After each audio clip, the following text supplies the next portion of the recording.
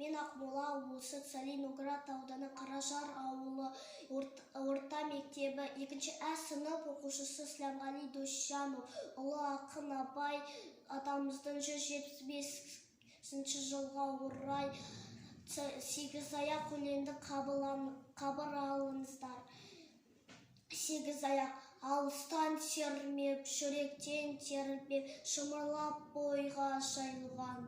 Қиуадан шауып, қисынын тағына жетіп, қайырған туғауы.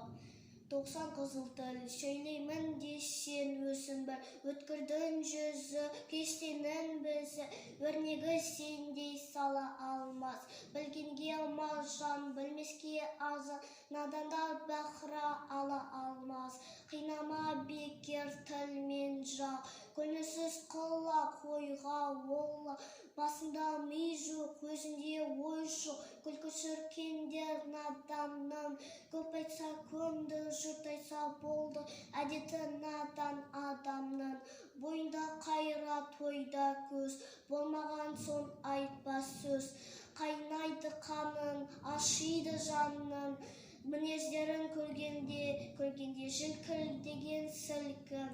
Қайратта берген, деп насихат бергенде, ұятсыз арсыз салтынан, қалғып кетер артынан. Аулаққа шықпай, сыбырлап бұқпай, мерленбес еш сөзге.